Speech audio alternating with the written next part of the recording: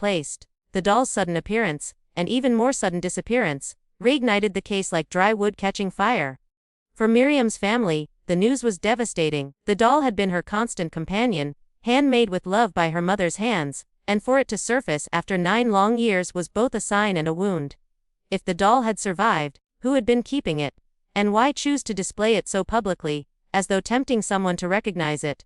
The family's grief was stirred afresh, their hope shaken. Her mother could not sleep for days, replaying the image of her daughter clutching that doll as she walked down the dirt road for the last time.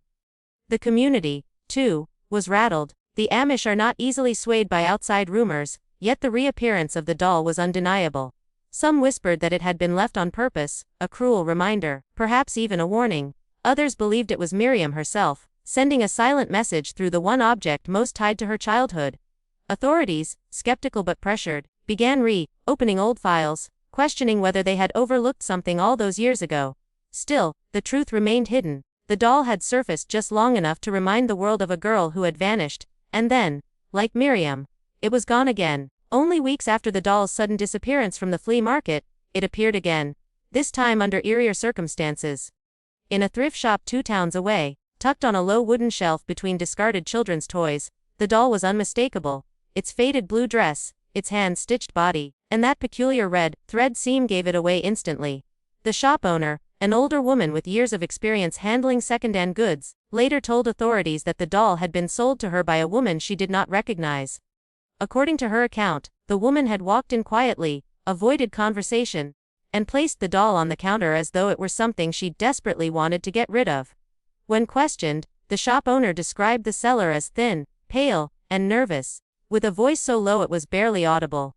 She refused to give her name, paid in crumpled bills, and hurried out of the store without looking back. Something about her demeanor unsettled the owner. It wasn't simply that she was shy, but rather that she seemed terrified of being recognized. The entire interaction lasted less than a minute, and yet it was enough to etch itself permanently into the shopkeeper's memory. Once the doll was identified, investigators were called immediately. They examined the stitching, the fabric, even the stuffing inside, hoping to find DNA or a hidden clue that could finally reveal what had happened to Miriam. But the doll yielded nothing. It was ordinary in every way, except for the undeniable fact that it was hers. The unsettling question remained who had been carrying it for nearly a decade, and why did it keep resurfacing in places where it could be found?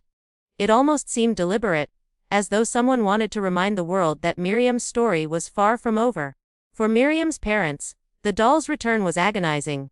When it was placed back into their hands, her mother wept uncontrollably, clutching it